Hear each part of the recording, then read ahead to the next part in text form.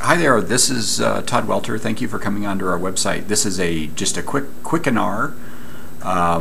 This is one we call Billing and Accounts Receivables Combat Tactics. If you'd like the actual PowerPoints for this, please register on our website and we'll be happy to send them to you. Some things we found over the years that help with accounts receivable are things like are basically getting back to the basics. First of all, let's talk about what does not work. Some things don't work, and frankly, not to oversimplify it, but if it doesn't work, stop doing it.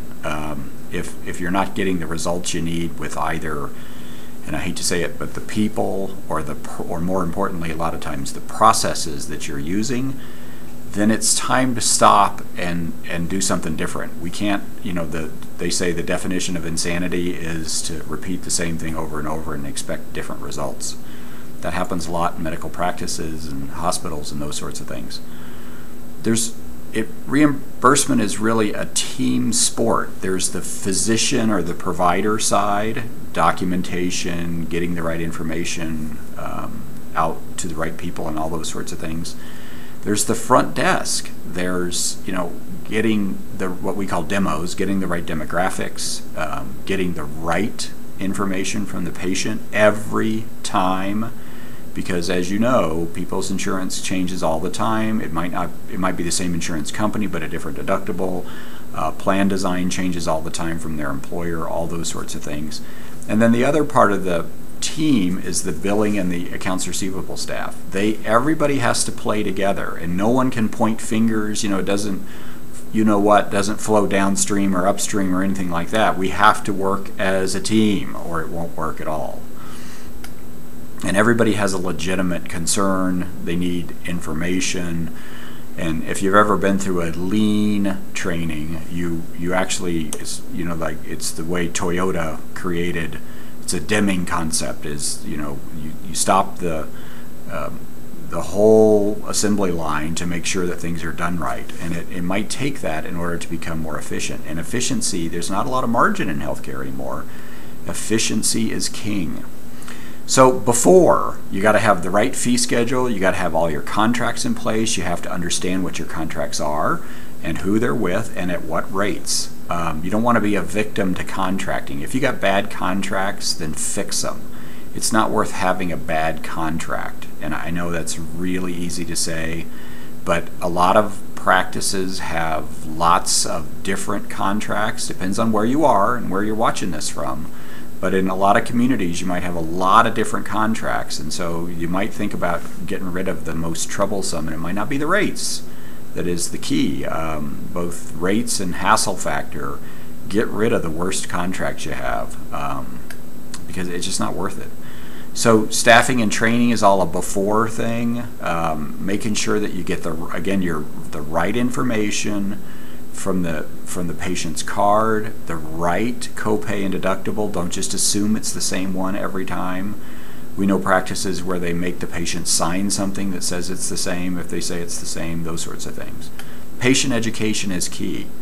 So the next part is so that's the before the service. Then there's going to be a service, and we're not suggesting that a service be any different. So do that service, provide the best care possible, code it properly, and document it properly. There'll be other Quickenars and even some of the Medical Business Advantage talks that we'll do on our website here on those issues. So I'm going to move on to the after part.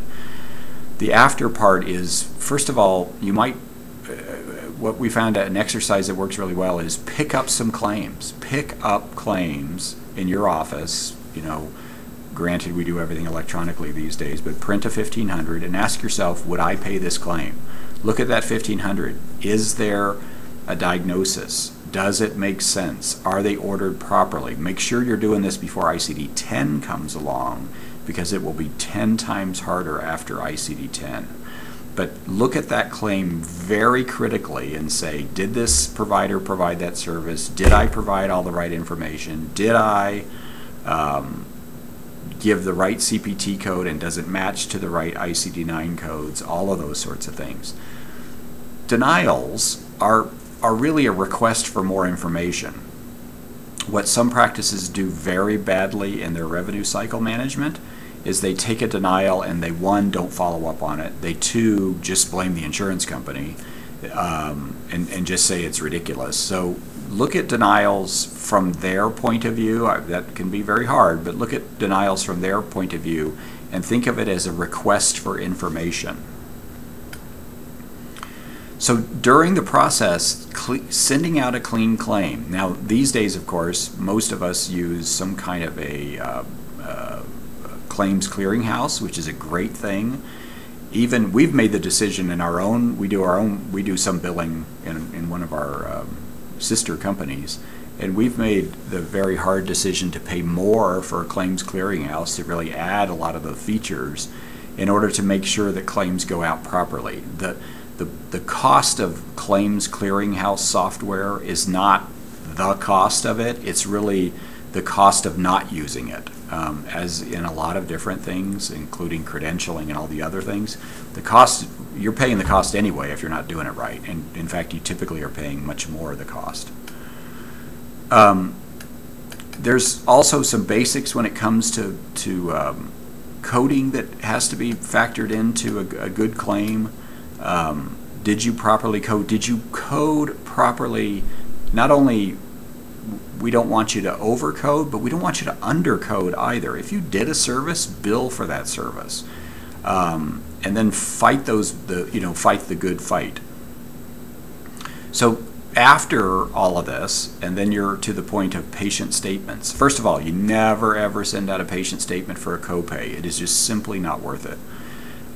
Some kind of deductibles these days, because they're getting to be higher, that makes a little bit more sense.